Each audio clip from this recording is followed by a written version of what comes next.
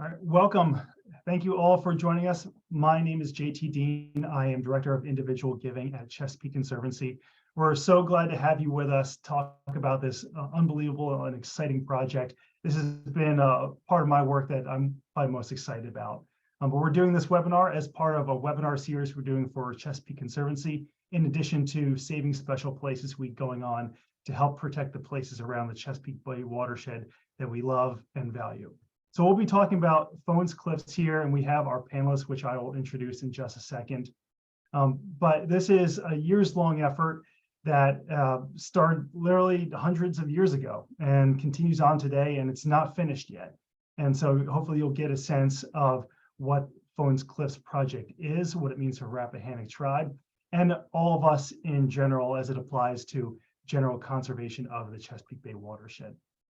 So just a few points for you to know. We'll have each of our panelists talk here, and there'll be a Q&A session in the remaining 15 minutes. So you can put your questions into the Q&A chat bar at the bottom.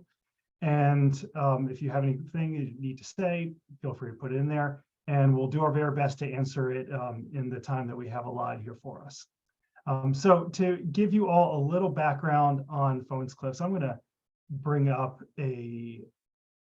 just a video, no audio here, just to show you as I'm giving a little background here. So I'm going to share my screen here.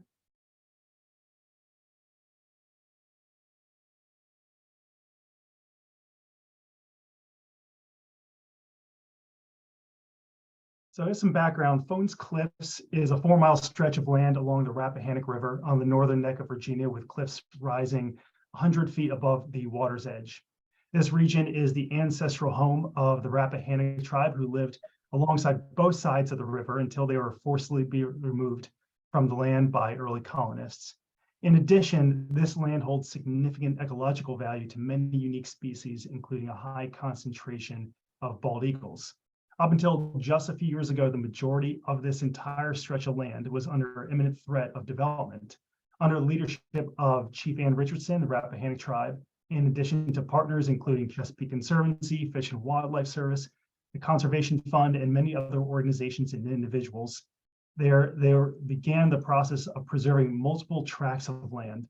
Last year, this effort culminated in Chesapeake Conservancy purchasing 465 acres of land and returning it to the Rappahannock Tribe, with the majority under easement with Fish and Wildlife Service.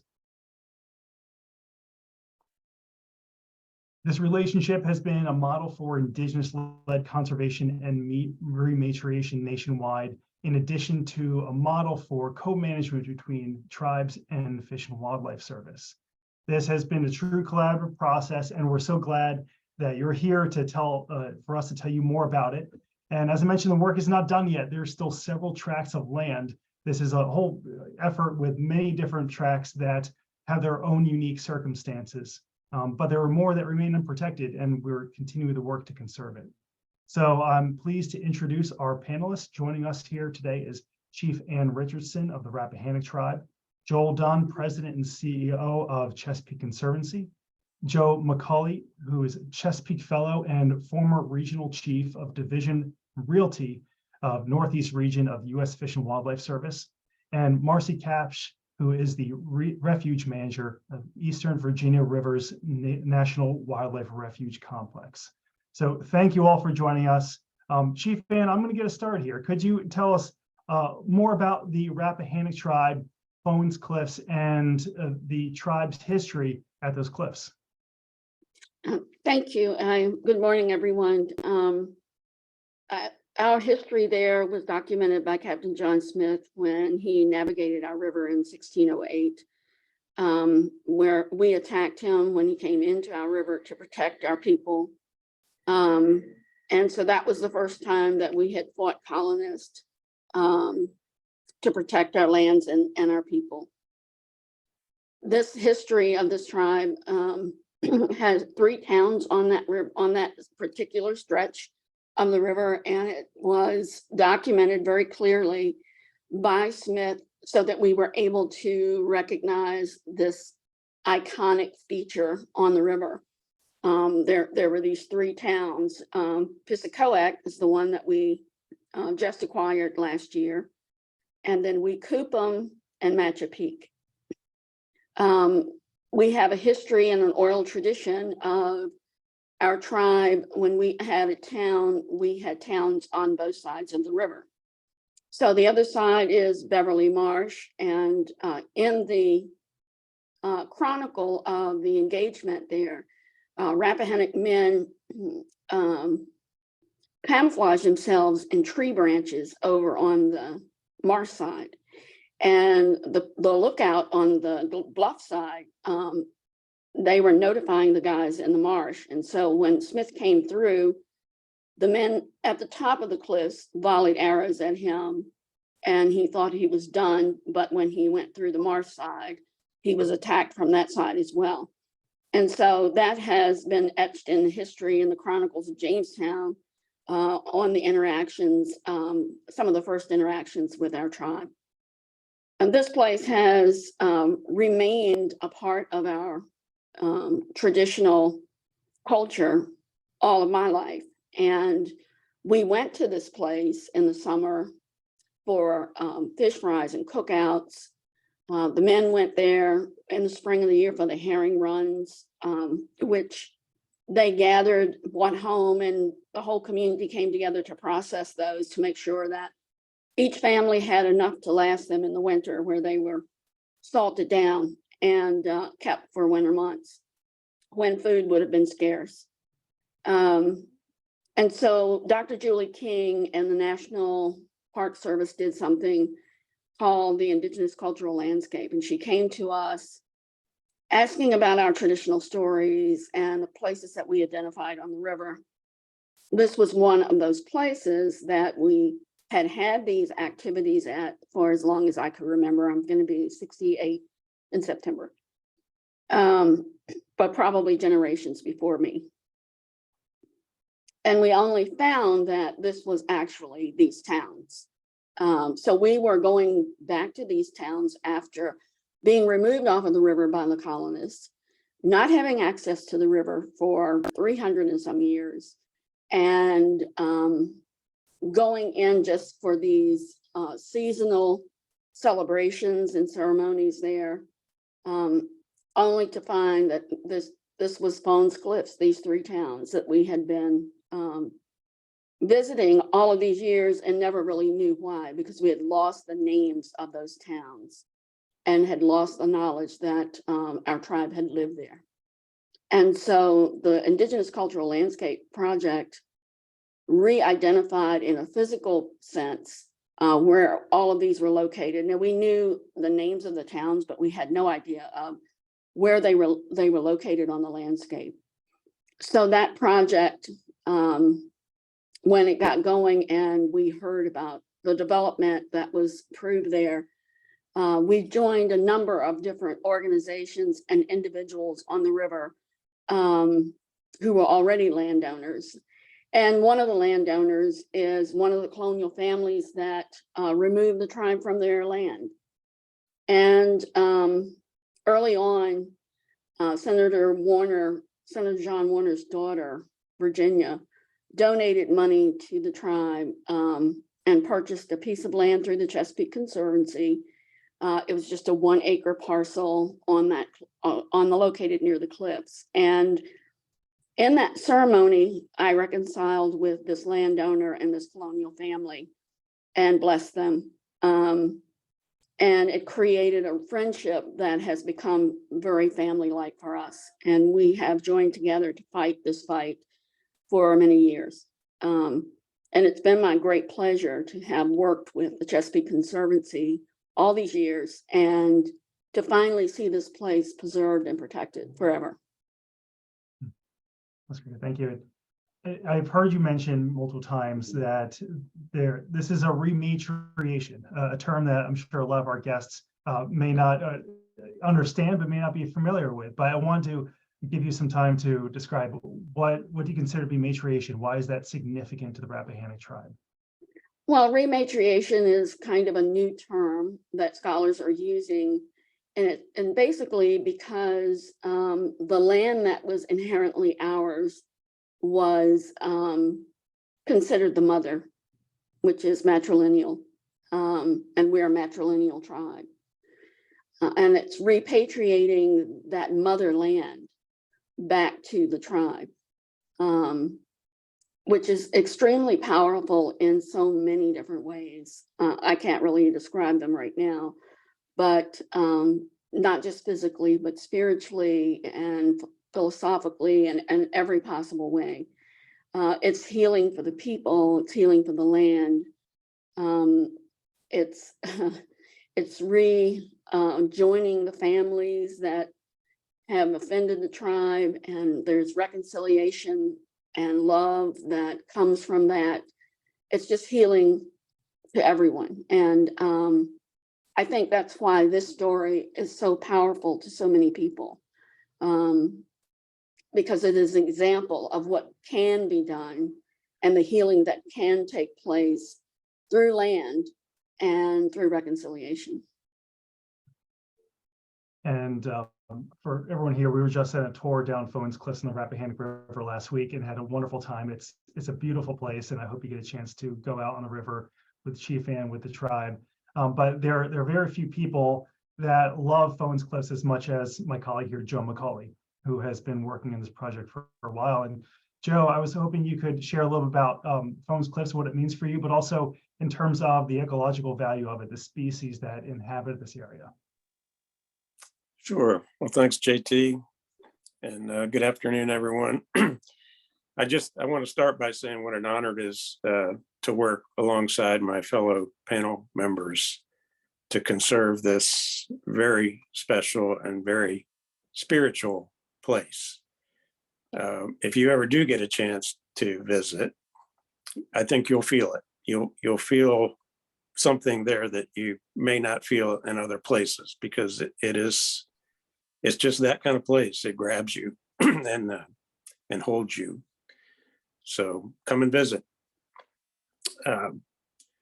I first laid eyes on Fones Cliffs in 1996, and I was there to help celebrate the establishment of the Rappahannock River Valley National Wildlife Refuge, which came into being that year. At the time, I really knew virtually nothing about the Rappahannock people. And I was, as time marched on, I was fortunate enough to find myself managing that refuge. And still at the inception of my manager duties in 2000, I still knew very little about Chief Ann and the Rappahannock Tribe, but that began my education process in a different way.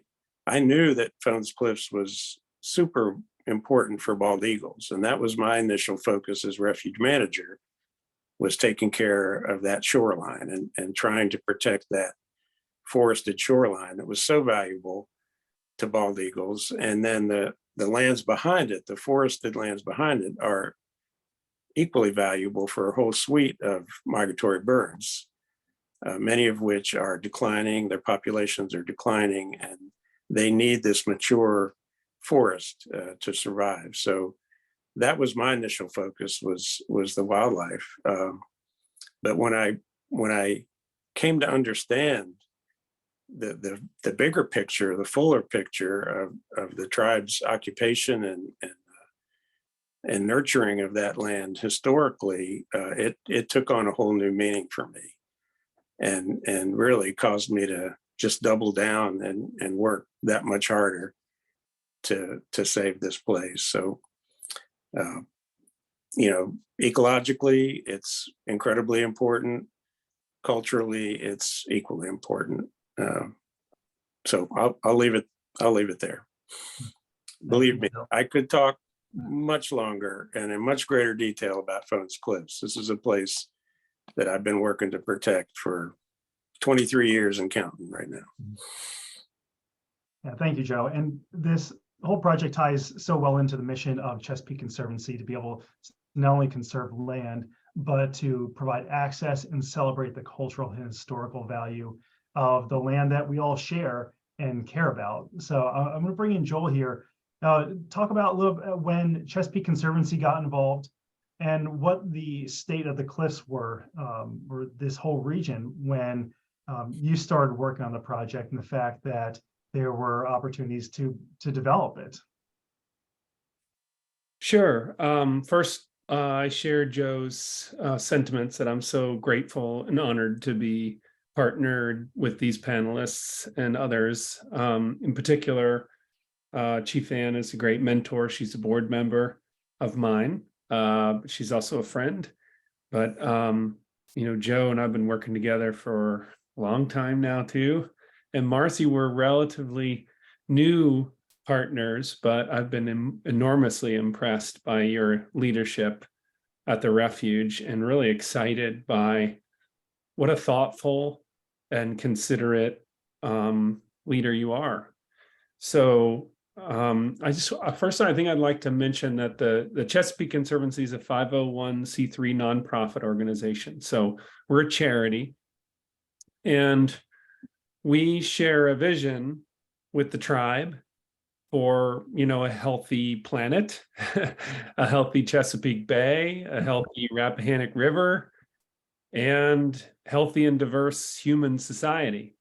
So I think that's a pretty important place to start.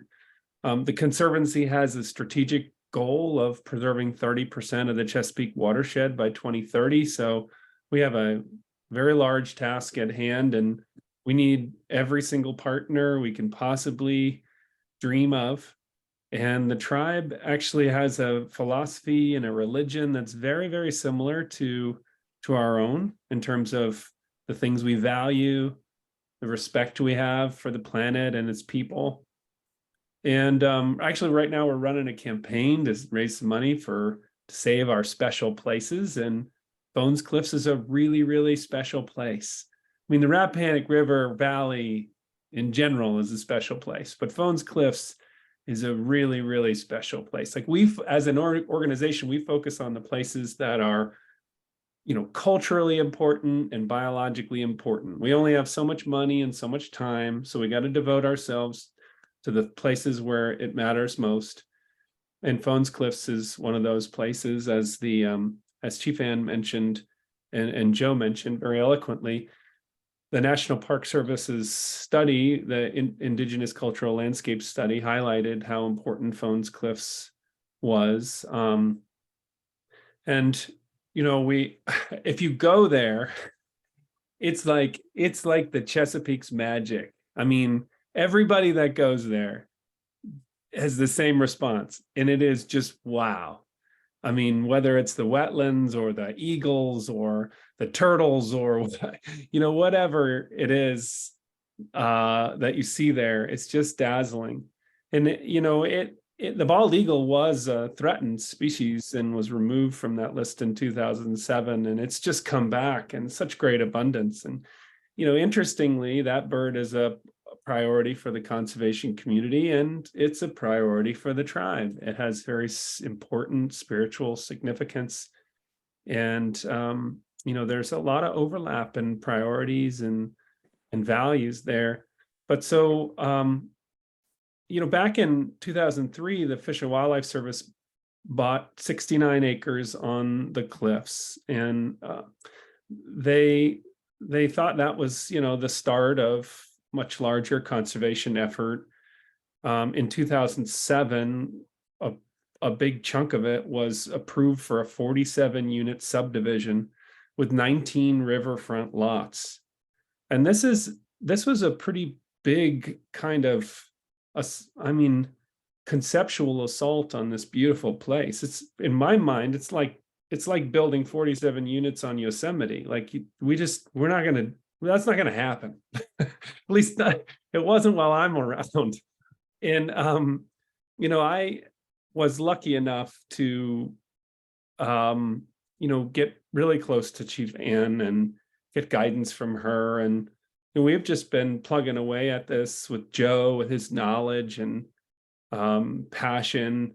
And so thankfully in 2017, we got that first 1 acre to the tribe. And then shortly thereafter, in 2018, the Conservation Fund purchased that 252 acre property, which had those 47 lots approved on it. But then came an 18-hole golf course and 968 or I don't know how many homes were approved, Joe, but hundreds of homes on a 968 acre parcel. So it's like another assault on this, beautiful, spiritual, important place.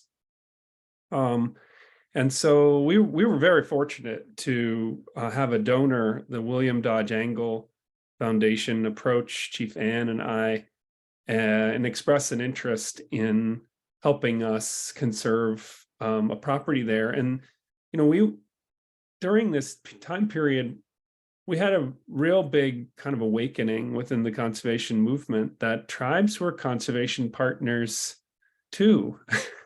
And that tribes should own the land that was forcibly removed from them, and that we were going to make that happen. The Chief Ann has a vision of the tribe owning most of those cliffs and taking back those towns and managing that land in a sustainable fashion and engaging the youth in the conservation and management of that landscape in partnership with the Fish and Wildlife Service. And we were going to make that happen.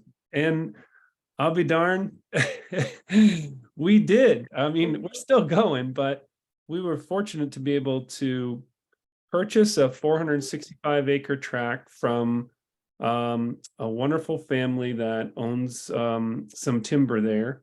And they actually sold it to us as a bargain sale, which means less than what it was worth.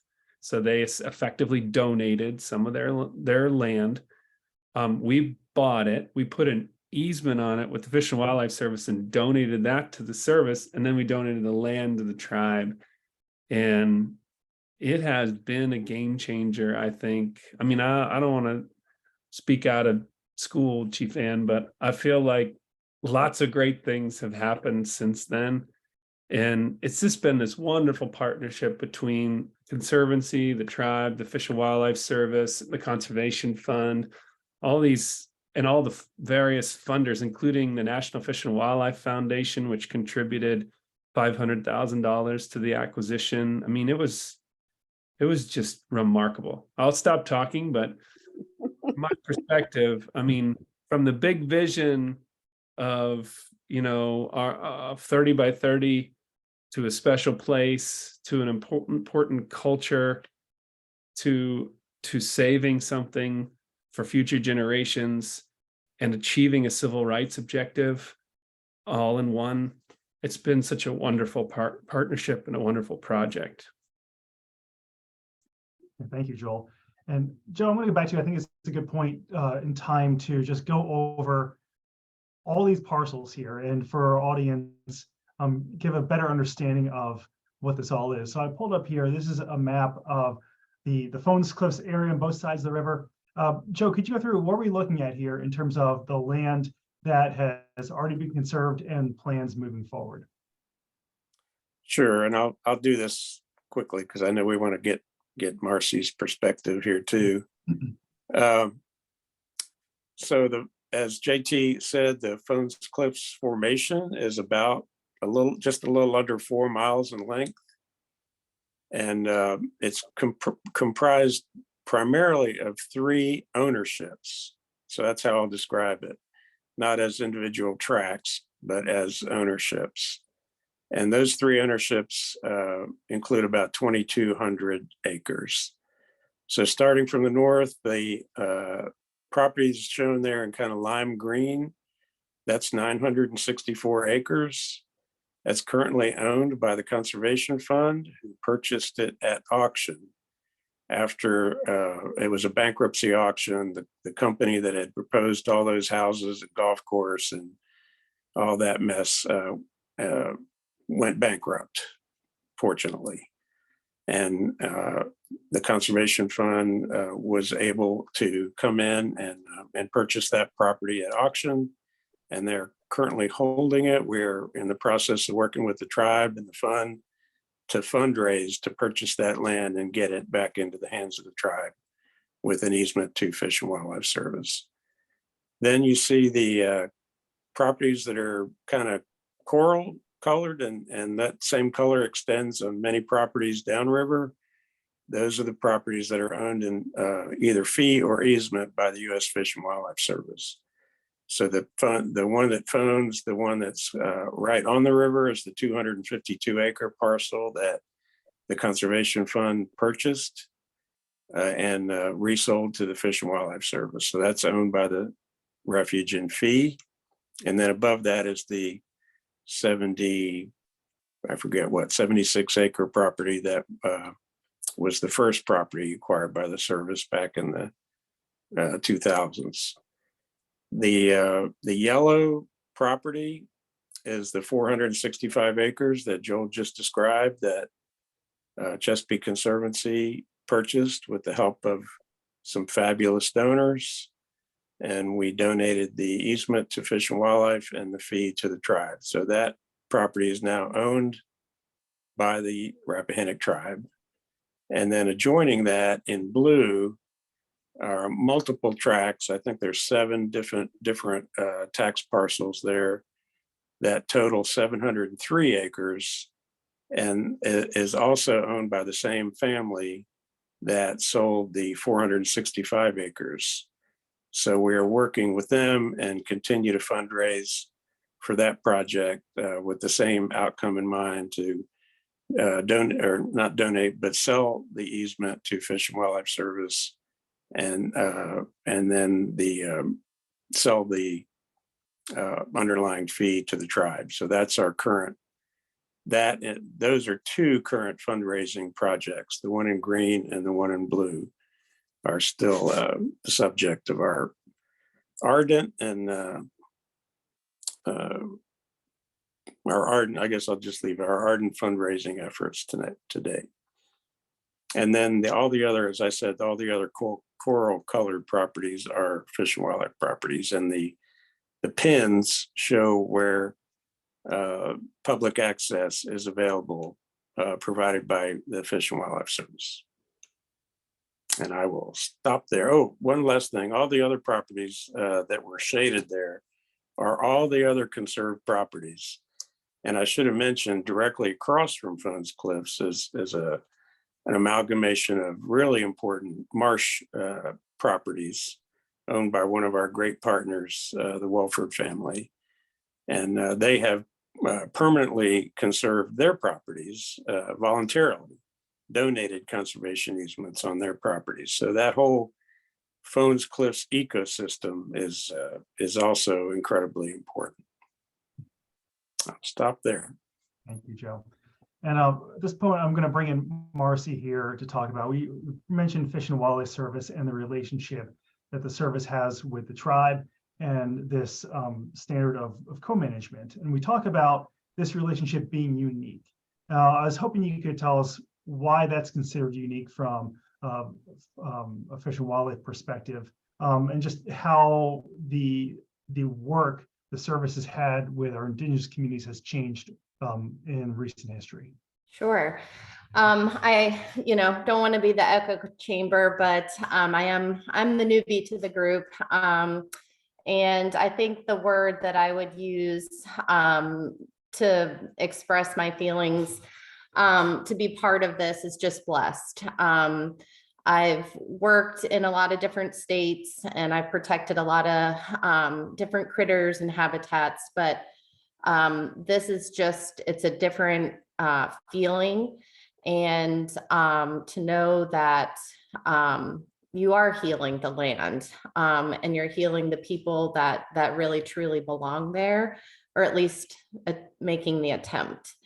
And the land is so special. Every time I go up there, it really gives you a different shift, a different focus of what's really important in life. And I would argue that clean water, having healthy soil are all parts of that. And so it's just really my pleasure to be able to be part of this amazing group of people and everybody that's come together that's really recognized what an important endeavor this is. And again, as being new, I sort of get to see the fruits of a lot of years of labor.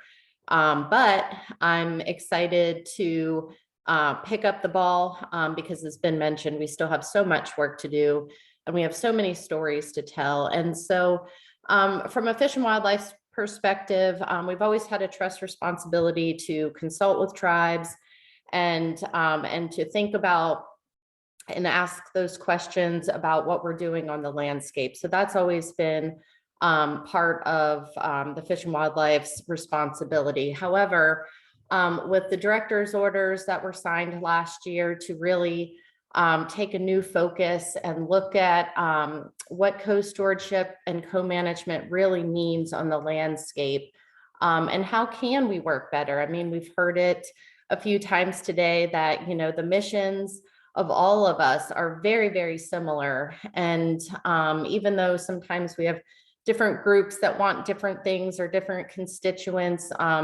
we really can find those common threads and pull on them. And when we do that, that's basically what has happened to create what we're talking about today. And so I have the good fortune to be on the Refuges small team of co-management, and thinking about, you know, the 560-ish refuges that are spread throughout the United States. How can we here model what we're doing? How can we influence other refuges to take that small step? You know, land acquisition and conservation, you know, that's a really big deal. And so sometimes we need to go back for some of these places 20 years to where this was before, and how can we help others take those first steps? I mean, Chief Ann is out in California talking about that very thing. And so from a U.S. Fish and Wildlife's perspective, and especially from refuges, we are so happy to work specifically here with the Rappahannock Tribe, but I'm just really excited to see the refuge system as a whole really think about collaborative opportunities, land protection and acquisition, just hosting events together and having fellowship and getting to know your community. Sometimes I will say as refuge managers, we have this really bad habit sometimes of putting our blinders on and you know, focusing only on our refuge. And really when we can learn to take that off and really look at things from that landscape perspective is where the magic happens. And I won't belabor all the wonderful examples that have already been put, but partnerships are where it's at. If there's anything to sort of get from today, it's that not only the panel members, but a lot of the folks that are listening to this today are part of the conservation community and have helped at various points along the way. And so, yeah, so from a refuge perspective, we are just really excited because there's so many really amazing things that we're going to have on the horizon once we fully have that 2,200 plus acres and growing. Thank you for your work on this, Marcy. I know you're incredibly dedicated to this and love the river and the whole area just as much as we all do. Chief Ann, we talk about when the 465 acres were transferred last year to the Rappahannock Tribe, the ceremony that included Secretary Deb Haaland there.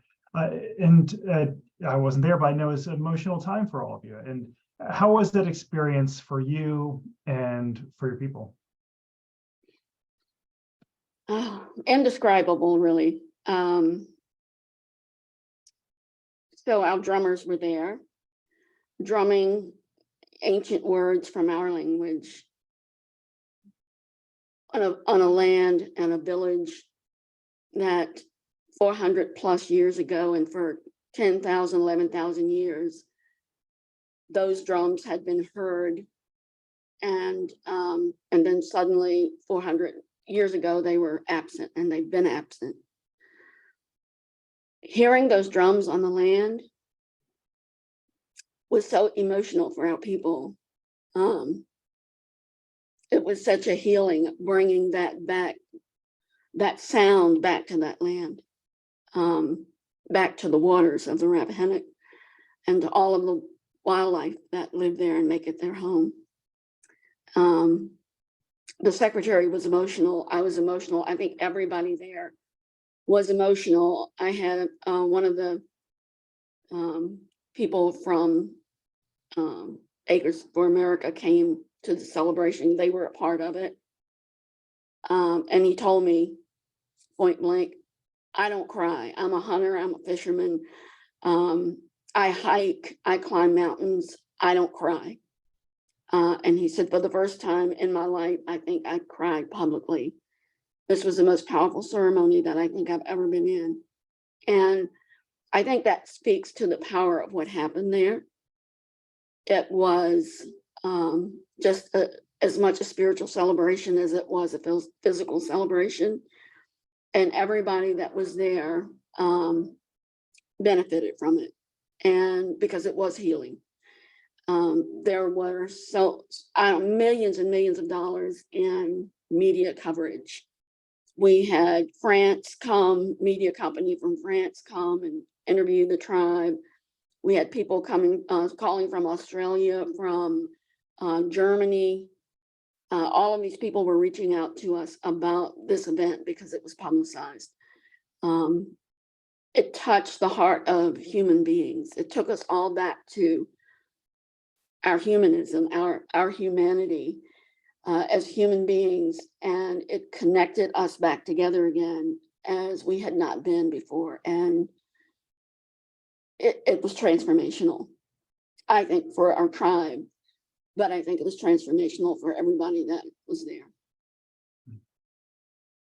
Yeah, and I love how you talk about healing and the togetherness, the sense of community that this project creates, and just how meaningful it is. So, like, what does it mean for our greater community? If you expand that a little more, to be able to be connected in this way to nature, the way that you have, and the way that you're inspiring others to do. Well, first of all, I think it brings us together and it takes down the walls of separation that have been there for a very long time. And it creates friendships and families. And it brings us back together around the love for the land and gives us time and space to kind of recreate not only our relationships with each other as humans, but our relationship with the animals and the plants that are healing, the foods that come out of that place. And from an emotional, mental standpoint, it's therapeutic in so many different ways.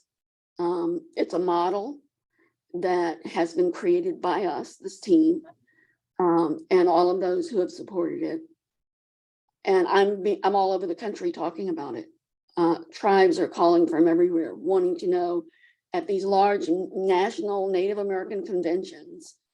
They are asking for me to come and sit on panels and tell the story about what happened and how it happened, and how tribes in other places can work with U.S. Fish and Wildlife and other conservation agencies and NGOs to make this happen where they live.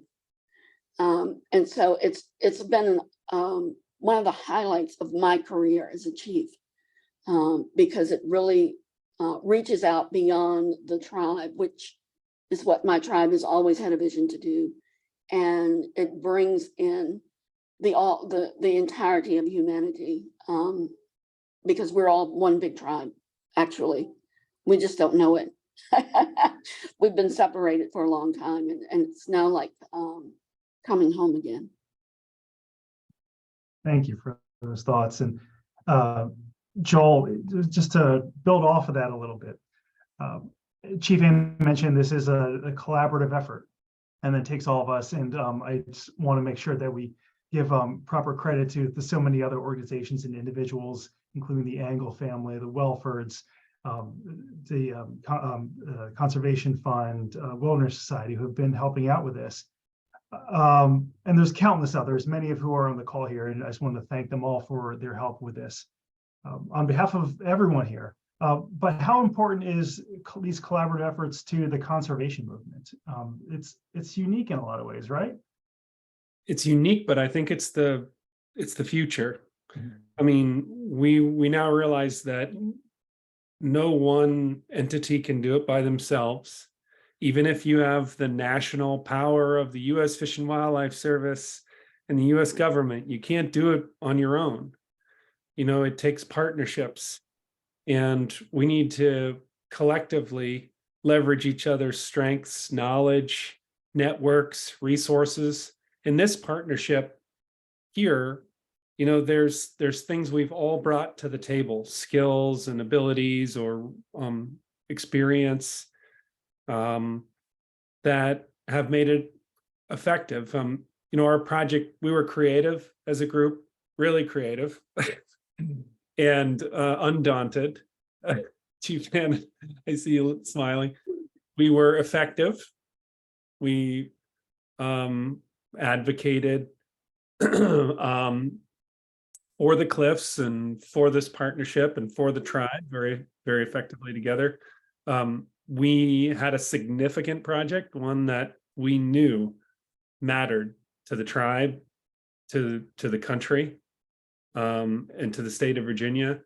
We developed a model that we think is transferable to other tribes, other refuges, other parks potentially. And we've created something that's enduring, that will last forever, beyond all of us on this call. Hundreds of years into the future, Rappahannock kids are going to be walking along that shoreline, and they're going to read the sign we're going to put up, right, guys? That says how this land was protected. And that Rappahannock kid's probably going to be the future refuge manager too, by the way, because the conservation movement is changing in lots of ways. And we're a part of that change.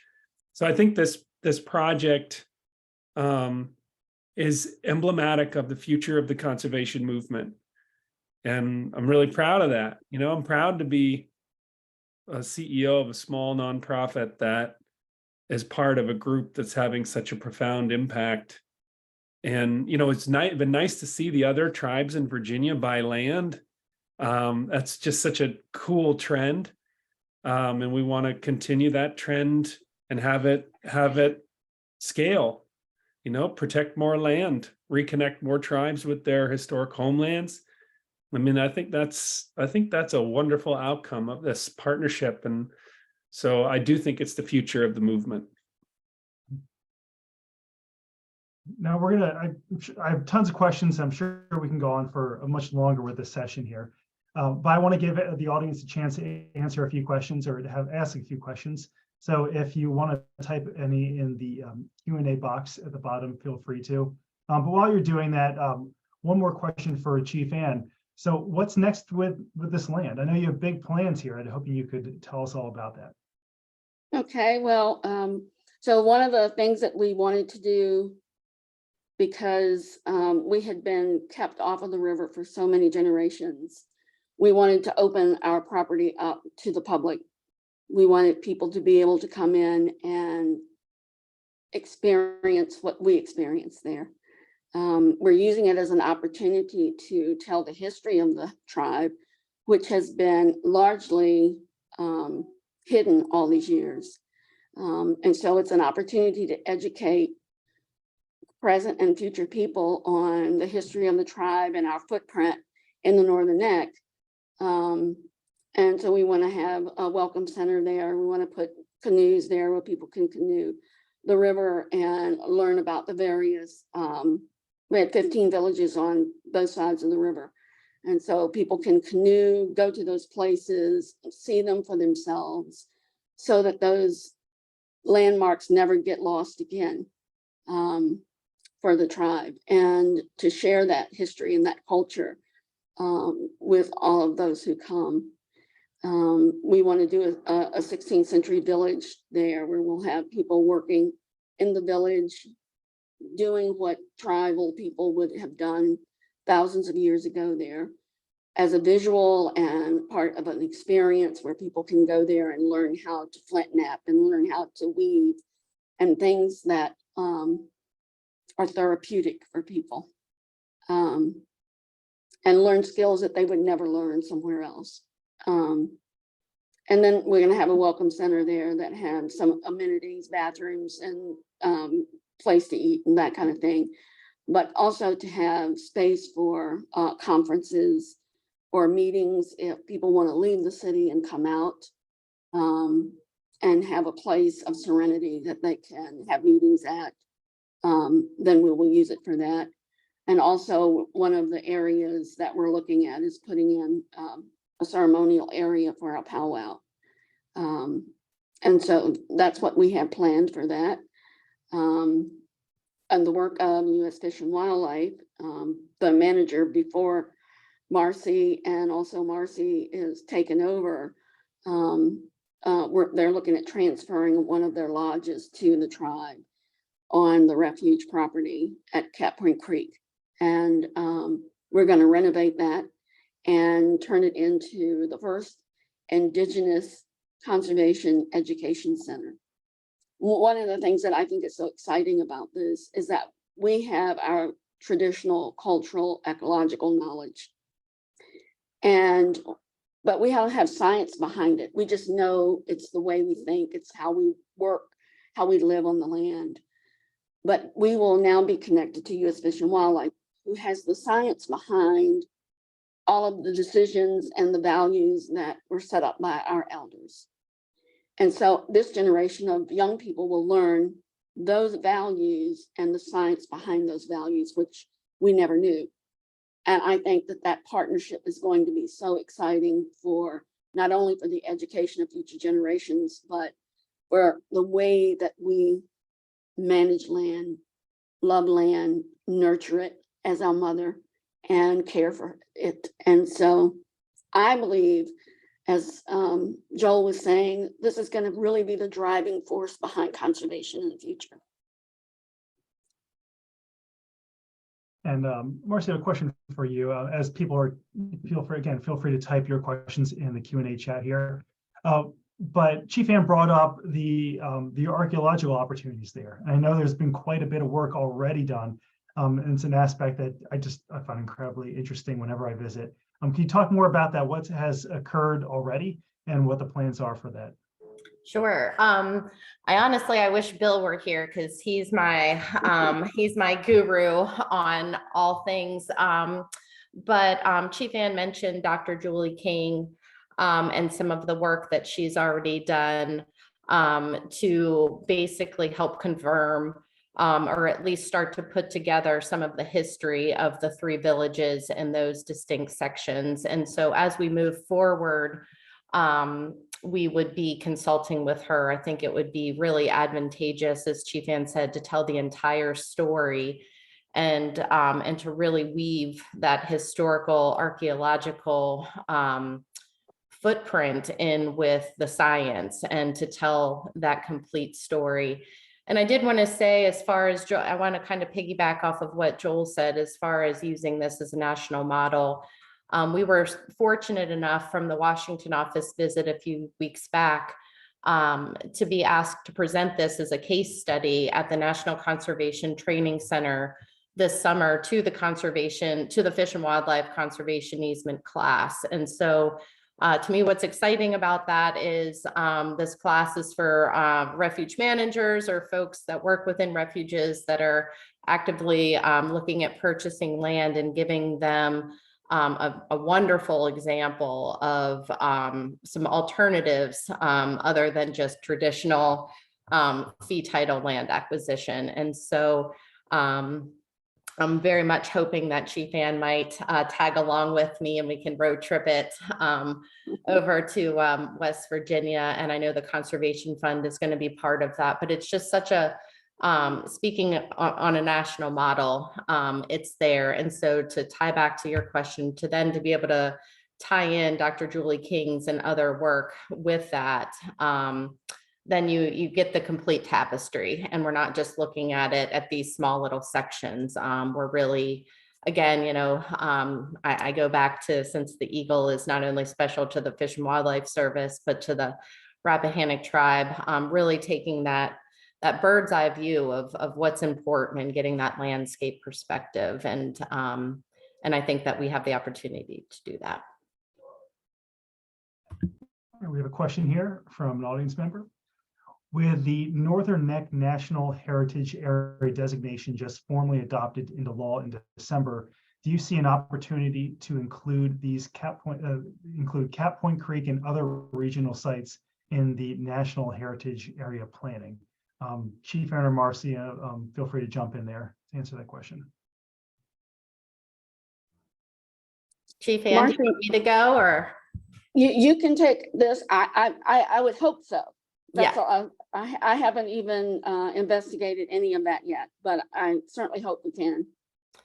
I'm super excited. Chief Ann mentioned the Cap Point Creek unit that we have just opened to the public this past spring. And once we do the renovations with the lodge and have really a great example of co-management in real time. That unit in particular is very close to Warsaw. And it also has direct access to Cap Point Creek, which goes to Minokan Bay and then eventually out to the Rappahannock River. It also passes by one of our other units that's not open currently to the public, but there may be some options in the future. We're kind of looking at this and trying to take advantage of ways that we can really give back to the community through ecotourism opportunities and really, again, showcasing this as a national model. And it's right in the Northern Neck's backyard, which is super close to a lot of really big urban areas. And it's a nice escape. So JT, I can jump in real quick and just Sure. let everybody know that this section of the Rappahannock River now, is you mentioned the National Heritage Area. So it's a National Heritage Area. It's a National Wildlife Refuge. The river itself is a National Scenic Trail. It's also a state scenic river. So, I mean, what we're seeing here is that a recognition that this part of the Northern Neck of Virginia is, incredibly important and contributes so much to our culture, our economy, just our recreational opportunities. It's a phenomenal part of the world, and it's one of those special places that we're all engaged in this week and every week of the year, really, to save. So, just those multiple layering of special designations is, comes as no surprise, but it does speak volumes to the importance of the area.